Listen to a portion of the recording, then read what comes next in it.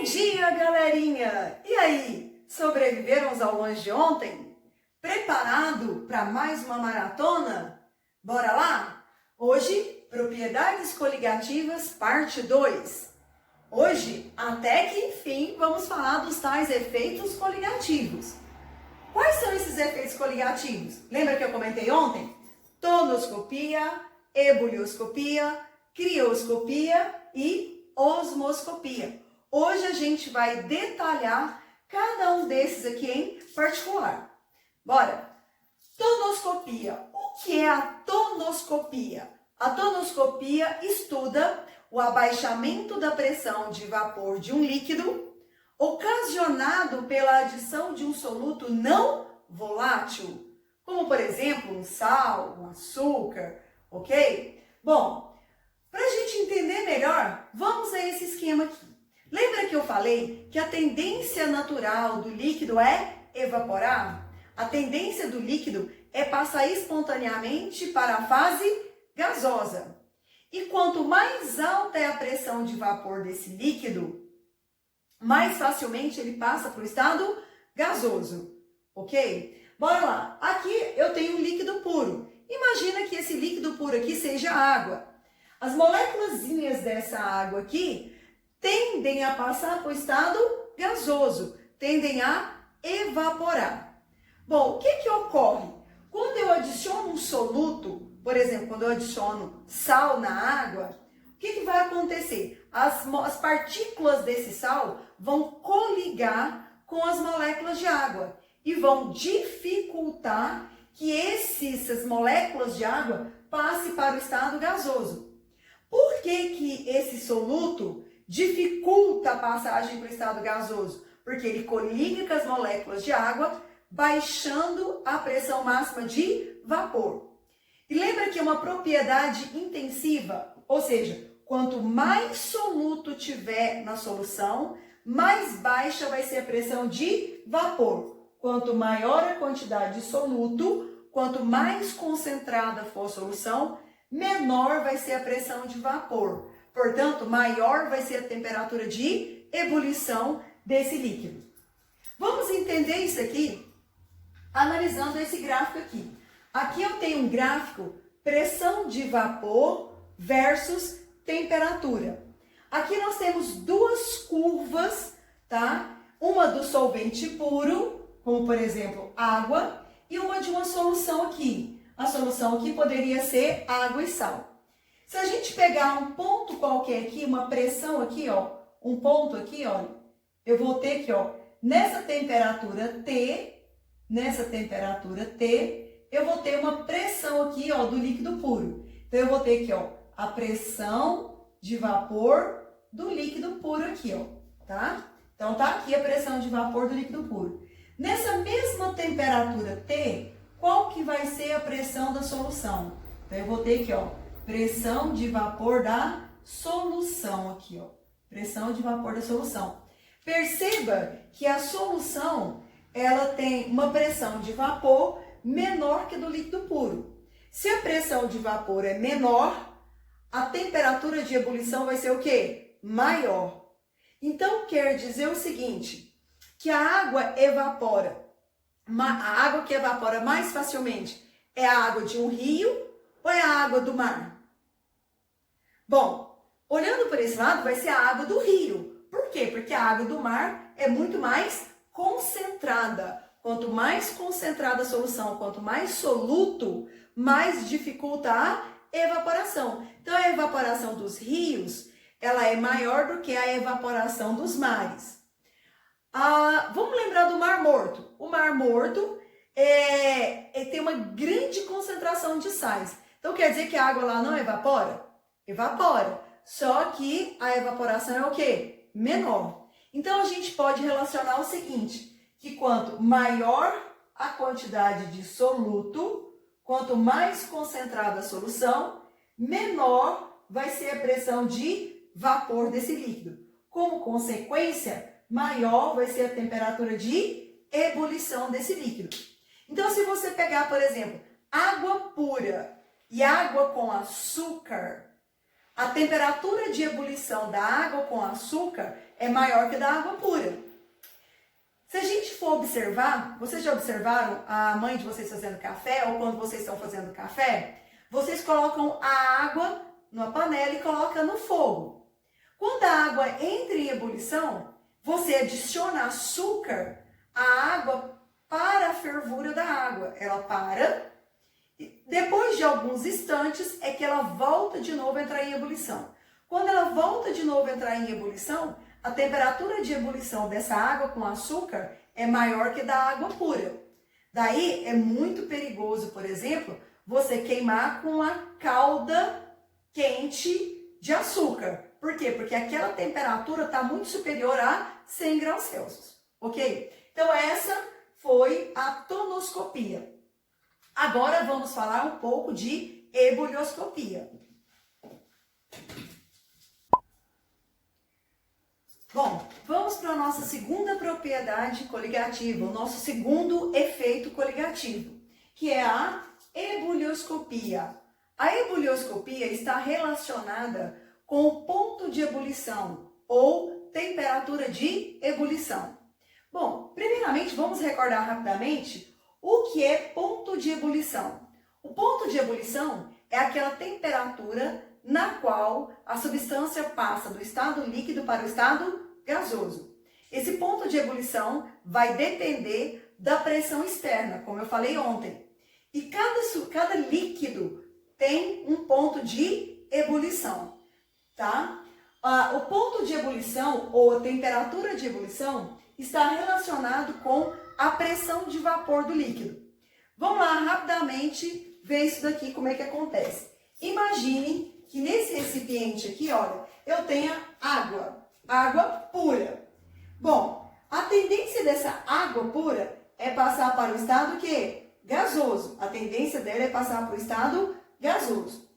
Porém, se eu quero acelerar essa passagem, eu vou fornecer energia, eu vou fornecer calor. Eu vou fornecer calor suficiente para que essas moléculas de água entrem em ebulição. Então, imagine que eu pego esse recipiente lá no meu laboratório, coloco uma fonte de calor aqui, tá? Fornecendo calor para esse becker. O que vai acontecer? Você vai observar que no fundo aqui vai formar algumas bolinhas, algumas bolhas. Essas bolhas são água no estado de vapor que estão aprisionadas ali no fundo. Nas laterais também vai formando essas bolinhas. Bom, essas bolinhas vão ficar lá no fundo porque elas ainda não têm ainda energia suficiente para escapar. A pressão interna dessa bolinha que está aqui no fundo ainda não é suficiente para ela escapar. Lembrando que aqui eu vou ter uma pressão externa, aqui ó, uma pressão atmosférica atuando sobre esse líquido aqui.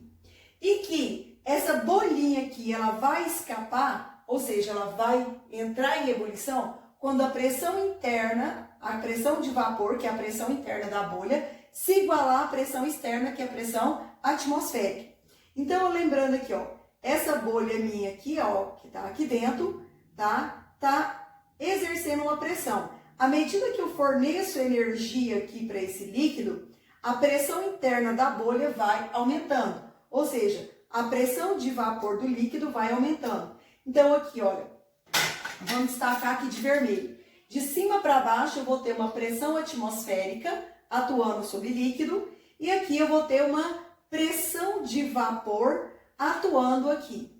Quando a pressão de vapor desse líquido se iguala à pressão atmosférica, esse líquido entra em ebulição, ou seja, o líquido começa a ferver. Nesse momento, quando as duas pressões se igualam, eu vou ter o ponto de ebulição ou a temperatura de ebulição desse líquido nessa pressão atmosférica. Bom, então vamos agora olhar isso tudo que eu falei do desenho para um gráfico. O Enem adora gráfico, né? Então vamos lá. Vamos imaginar aqui que essa curva é a curva de pressão de um líquido qualquer, tá? Então nós vamos ter aqui que nessa temperatura aqui, ó, nessa temperatura T, ó, nessa temperatura T1, eu vou ter essa pressão de vapor aqui, ó, certo? Quando é que o líquido vai entrar em ebulição? Quando a pressão de vapor dele se igualar à pressão atmosférica. Para que a pressão de vapor do líquido se iguale à pressão atmosférica, é necessário que eu forneça energia. Ou seja, é necessário que eu aumente a temperatura. Então, à medida que eu vou aumentando a temperatura, a pressão do líquido vai aumentando. Então, aqui, ó, aumentando a temperatura, aumenta a pressão. Então, eu vou ter uma curva aqui nesse sentido, aumentando a temperatura, aumenta a pressão. Bom, eu vou aumentar essa temperatura de tal forma que a pressão do vapor vai se igualar à pressão atmosférica. Quando essa pressão atingir a pressão atmosférica, eu vou ter a temperatura de ebulição aqui, ó. Vou ter a temperatura de ebulição. Bom, entendido o que é ponto de ebulição, quando é que ocorre a ebulição, vamos agora para a ebulioscopia. O que acontece? Quando eu adiciono um soluto não volátil ao líquido, o que vai acontecer? As partículas desse soluto vão coligar com essas moléculas do solvente, dificultando a passagem desse solvente para o estado gasoso. As moléculas do soluto meio que vão aprisionar essas moléculas ali do solvente, dificultando. E quanto mais soluto, mais partículas de soluto que eu tiver ali, mais eu vou dificultar essa temperatura de ebulição. Vamos analisar pelo gráfico aqui. Se você olhar, aqui eu tenho a curva do solvente puro e aqui eu tenho a curva da solução. Então, tá vendo que a pressão de vapor, aqui esse eixo aqui é pressão, a pressão de vapor da solução é menor do que a pressão do solvente. Falamos isso na tonoscopia. Quando eu adiciono o soluto, abaixa a pressão de vapor. Então, a curva daqui de cima é do solvente puro, aqui é da solução.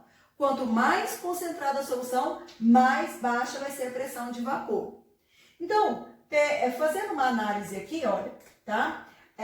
O solvente puro, eu vou aumentando a temperatura até que a pressão dele se iguale com a pressão externa. Eu vou aumentando a temperatura até que a pressão se iguale à pressão externa. Então, aqui eu vou ter a temperatura de ebulição do solvente aqui, ó. Eu vou ter a do solvente, tá? Ó, STE, solvente. Eu vou ter a temperatura de ebulição do solvente. Fazendo a mesma análise aqui, tá? Aumentando a temperatura, vai aumentando a pressão da solução, até que ela atinge o quê? A pressão atmosférica. Quando a pressão de vapor da solução iguala a pressão atmosférica, eu vou ter a ebulição da solução, tá? Do líquido da solução. Isso vai acontecer a essa temperatura aqui, ó. Então, aqui eu vou ter a temperatura de ebulição da solução. Perceba que a temperatura de ebulição da solução é maior do que a temperatura de ebulição do solvente puro, tá? Então, essa diferença aqui, ó, vamos chamar de ΔTE, é a diferença da temperatura de ebulição. Lembrando que quanto mais concentrada a solução, mais abaixa a pressão de vapor, consequentemente, maior vai ser a temperatura de ebulição. Então, quanto maior a quantidade de soluto, quanto mais concentrada a solução, menor vai ser a pressão de vapor, logo o efeito ebulioscópico vai ser maior. Vai ter maior temperatura de ebulição. Então, quanto mais concentrada a solução, maior o efeito ebulioscópico. Ok? Vamos continuar? Bom, dando continuidade aos nossos efeitos coligativos, vamos falar agora da crioscopia. Mas antes da gente falar da crioscopia, vamos recordar aqui o que é ponto de fusão. Vocês já estudaram lá no primeiro ano o que é ponto de fusão, mas vamos recordar como é que ele ocorre. Vamos discutir algumas coisinhas aqui que são interessantes para o Enem. Bom, o que é ponto de fusão? É a temperatura na qual uma substância passa do estado sólido para o líquido. O processo inverso ocorre na mesma temperatura e se chama solidificação. Então, a temperatura em que o gelo passa para o estado líquido é a mesma onde o líquido passa para o estado sólido, ou seja, a água passa a formar o gelo, tá? Então, tanto a fusão quanto a solidificação, elas ocorrem na mesma temperatura. Então, aqui nós temos aqui, ó, sólido passando por um estado líquido. Esse processo chama-se fusão. Então, nós temos o ponto de fusão ou temperatura de fusão. O líquido passando para o estado sólido é chamado de solidificação. Aí nós vamos ter o ponto de congelamento ou a temperatura de congelamento. Tanto a fusão quanto a solidificação, as duas fases coexistem. Quando é um solvente puro, essa temperatura permanece constante. Bom, vamos entender como é que se forma a fusão. O que ocorre? As moléculas no estado líquido, né, elas estão mais afastadas um pouquinho. Quando elas passam para o estado sólido, essas moléculas se reorganizam. Se você imaginar, o que vai acontecer? No estado, vamos aqui, ó, no estado líquido, essas moléculas estão dessa forma aqui, ó, tá? Certo? Por isso que o líquido não tem forma própria. Quando passa para o estado sólido, essas moléculas se organizam. Elas se organizam mais. Por isso que o sólido tem forma própria. Tá, se você pensar por aí, quando o líquido passa para o estado sólido, a tendência do seu volume é diminuir um pouquinho.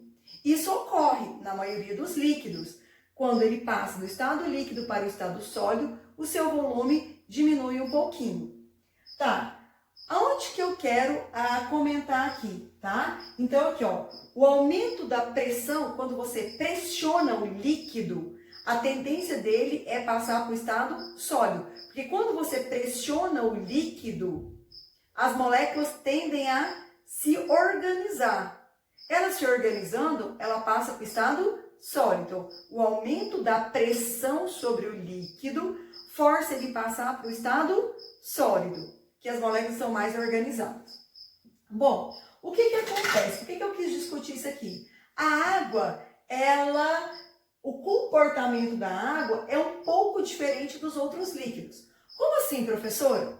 Vocês já devem ter feito isso ou visto alguém falar que quando vocês colocam uma garrafa bem cheia de água e tampa e coloca no congelador, quando ela passa para o estado sólido, o recipiente quase que estoura, né? Quando você coloca um refrigerante na geladeira, por exemplo, né? Ou se uma cerveja na geladeira que ela congela, ela estoura, ou a garrafa estoura. Por quê? Porque a água, quando ela passa do estado líquido para o estado sólido, tá? Ao invés do seu volume diminuir, que é o normal, né? Que é um raciocínio teórico comum, o volume dela aumenta. Por que isso acontece? Uai, professor, então quer dizer que com as moléculas de água, quando passam para o estado sólido, elas se organizam? Elas se organizam. Só que as moléculas de água, no estado líquido, quando vão se organizar para passar para o estado sólido, elas formam um hexágono, tá? Quando essas moléculas formam um hexágono, elas criam um espaço entre elas. E esse espaço faz com que o sólido tenha maior volume. Então, se você analisar esse gráfico aqui, vamos aqui junto comigo. Eu tenho aqui, ó, pressão versus temperatura. Então, o que acontece? Olha, aqui, essa região aqui é sólido, essa região aqui é líquido do gráfico, certo? Então, o que acontece? Vamos imaginar nessa temperatura T aqui, ó. Nessa temperatura T, se eu aumento a pressão desse líquido, ele vai passar para o estado sólido. Então, vamos pegar aqui, ó, esse ponto A aqui, ó, ele está em qual estado? Líquido. Se eu aumento a pressão, né, porque a pressão está aqui, olha, na vertical, se eu aumento a pressão aqui, esse ponto A vem para cá, ó. Aí ele vai passar para o estado sólido. Então, normalmente, quando eu aumento a pressão sobre um líquido, a tendência dele é passar para o estado sólido. Vamos ver o que acontece com a água. O gráfico da água é um pouco diferenciado aqui, olha. O que acontece? Do lado de cá eu tenho sólido, do lado de cá eu tenho líquido. Então, o que que acontece? Quando eu aumento a pressão, a tendência é passar para o estado líquido. Imagine que aqui eu tenho um ponto A, certo? Essa água do ponto A está no estado o quê? Sólido. Então, nessa temperatura T aqui, ó, se eu aumentar a pressão, esse sólido vai passar para o estado líquido. Então, nos líquidos, aumentando a pressão sobre o líquido, a tendência dele é passar para o estado sólido. No caso da água, se você fizer uma pressão sobre o sólido, a tendência dele é passar para o estado líquido, tá? Então, a água no estado sólido ocupa maior volume que no estado líquido. Lembrando que as moléculas de água, ao se organizarem, formam um hexágono. Esse hexágono cria um espaço interno ali, fazendo com que o sólido ocupe o maior volume, ok? Bom, revisando isso aqui, que eu achei muito importante e pertinente para o Enem, vamos agora realmente falar da crioscopia. A crioscopia estuda o abaixamento do ponto de congelamento devido à adição de um soluto não volátil. O que vai acontecer?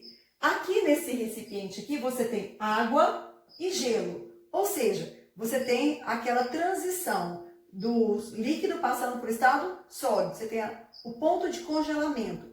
O ponto de congelamento da água pura a uma pressão de 1 atm é 0 graus Celsius. Mas se você adicionar sal nessa água, o que vai acontecer? O sal vai dificultar a organização dessas moléculas e eu vou abaixar esse ponto de congelamento, eu vou dificultar esse congelamento. Então, a água com sal, ela congela a uma temperatura menor do que 0 graus Celsius. Ela vai congelar uma temperatura menor do que 0 graus Celsius. Vamos dar vários exemplos aqui, ó, certo? Nós temos aqui vários exemplos. Por exemplo, você vai fazer um picolé. Se você coloca açúcar, polpa de fruta e coloca lá no freezer para congelar, aquela picolé seu vai demorar mais congelado que a água pura. Por quê? Porque o ponto de congelamento é o quê? Menor. O ponto de congelamento é menor. Então, se você comparar o tempo para fazer o gelo e o tempo para fazer um picolé, o de picolé é menor. Outro exemplo muito comum, né? Nós vamos fazer uma festa e você vai lá e compra várias latinhas de refrigerante. Você quer que ela gele mais rápido e que gele numa temperatura mais baixa. E você não tem o freezer. O que você faz? Você coloca numa caixa, coloca gelo e adiciona sal no gelo. Você mistura sal no gelo. Qual que seria a função desse sal ali misturado com o gelo? O sal vai abaixar a temperatura de congelamento. Então, aquele gelo que eu coloquei ali vai demorar mais tempo para derreter, porque a temperatura de congelamento vai abaixar.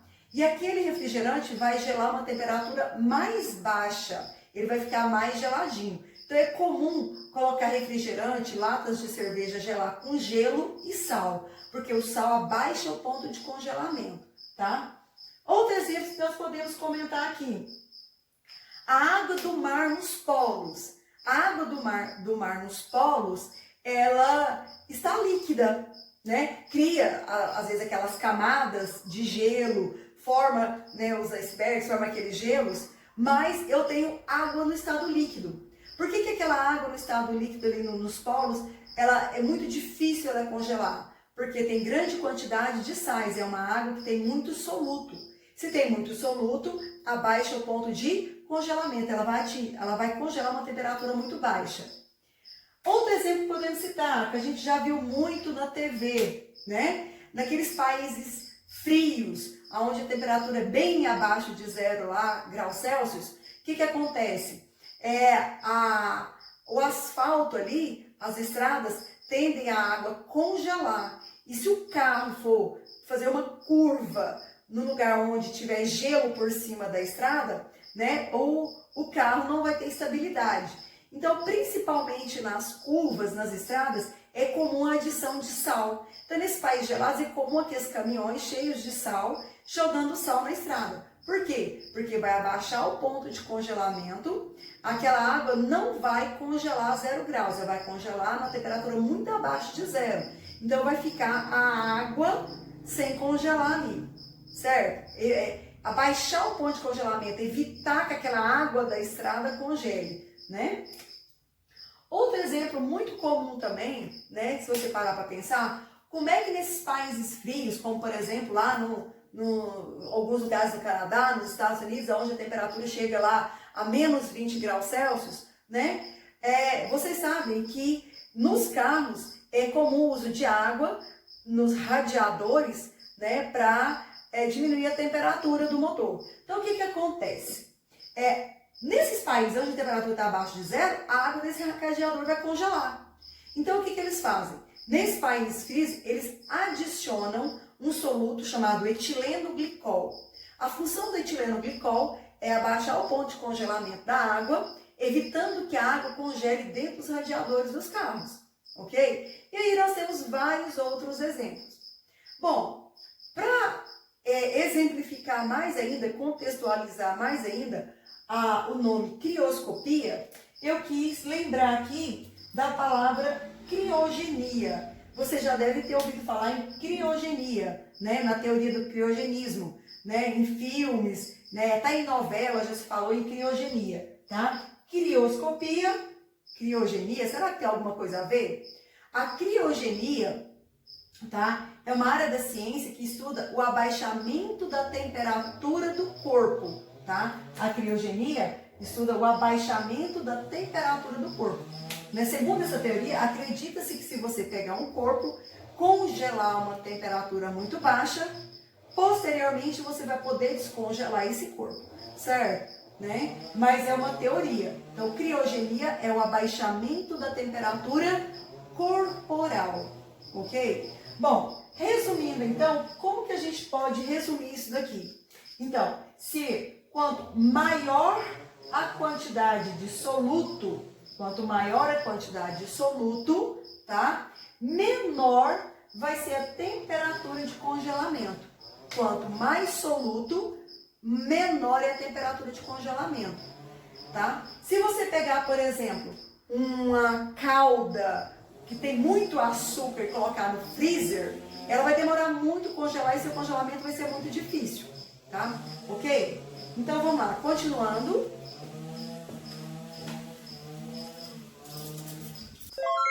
Vamos lá para o nosso último efeito coligativo.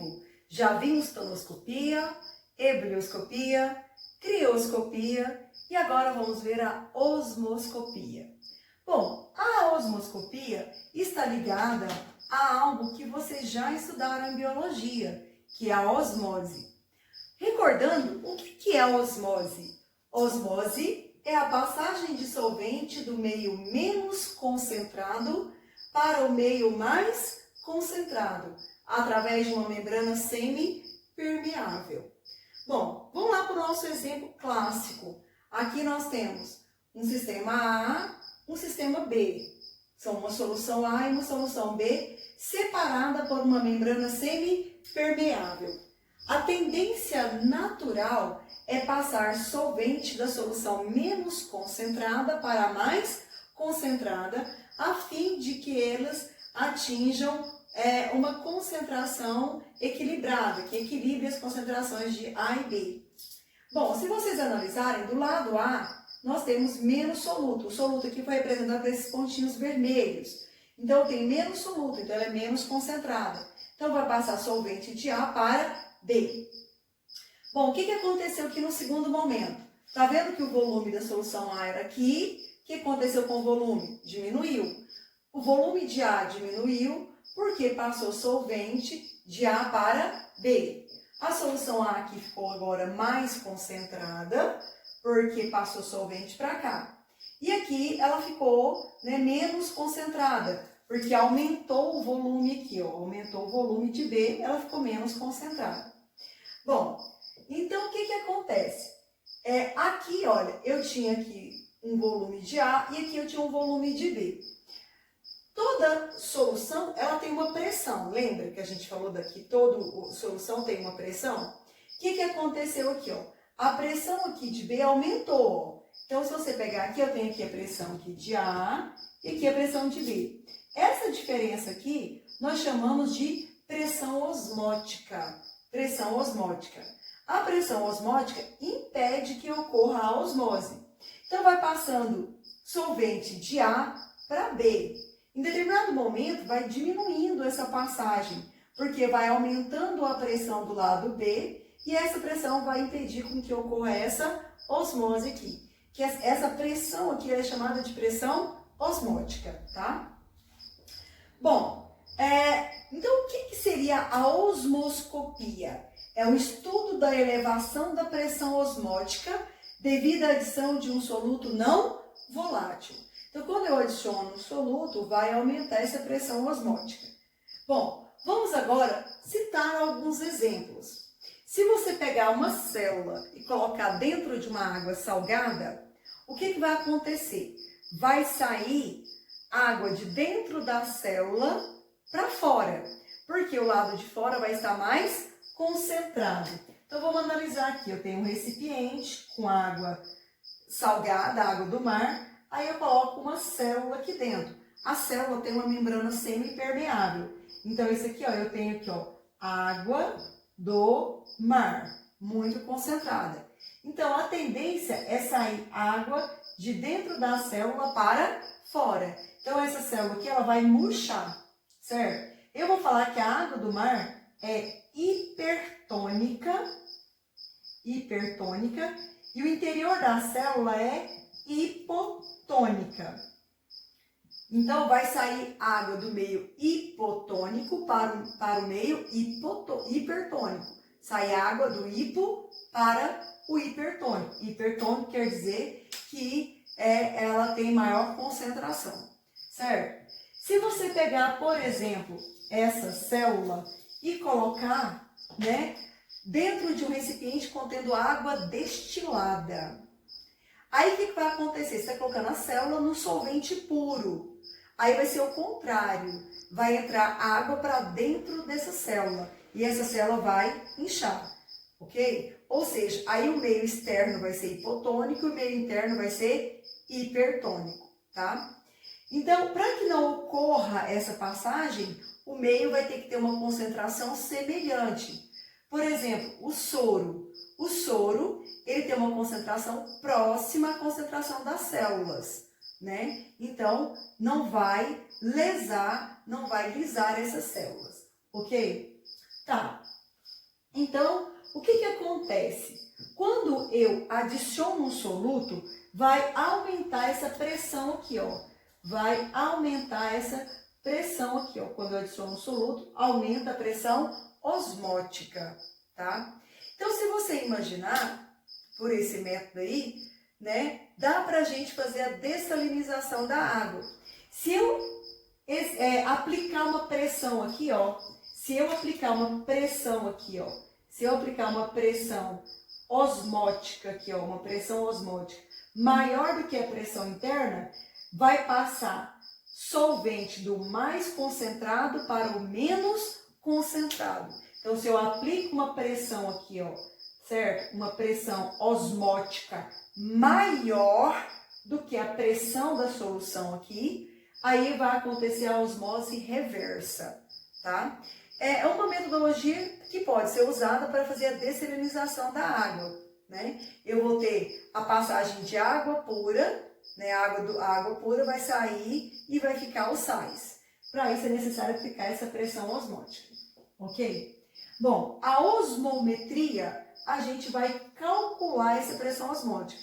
Tá, eu quero que passe solvente do meio mais concentrado para o meio menos concentrado.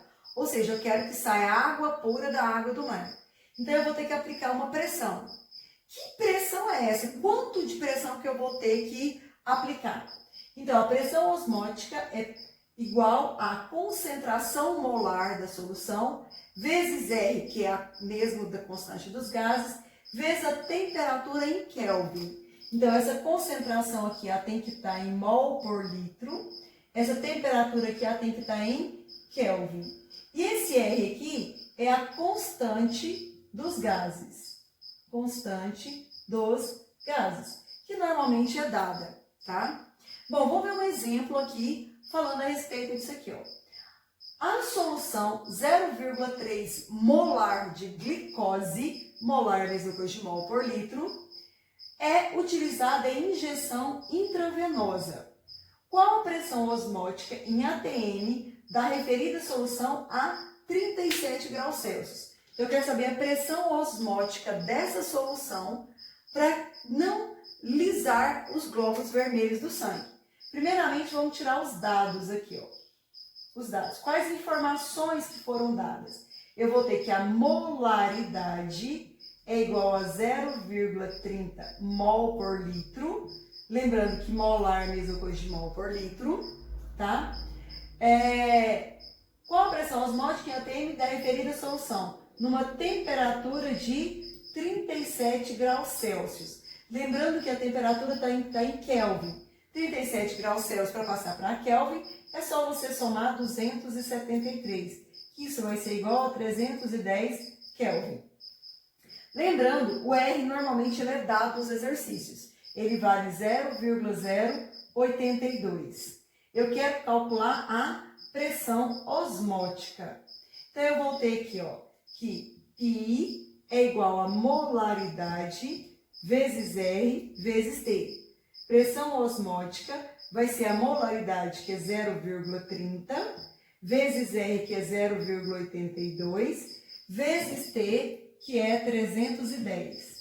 Fazendo esse cálculo aqui, eu vou ter que a pressão osmótica é 7,63 atm. Então, a pressão osmótica, tá, vai ser igual a 7,63 atm. Essa é uma aplicação prática dos cálculos de pressão osmótica. Se vocês lembrarem, né, é dessa fórmula aqui, ó, πmRT é semelhante à equação de Clapeyron, né, que é PVNRT. É bem semelhante àquela equação que a gente já estudou de Clapeyron.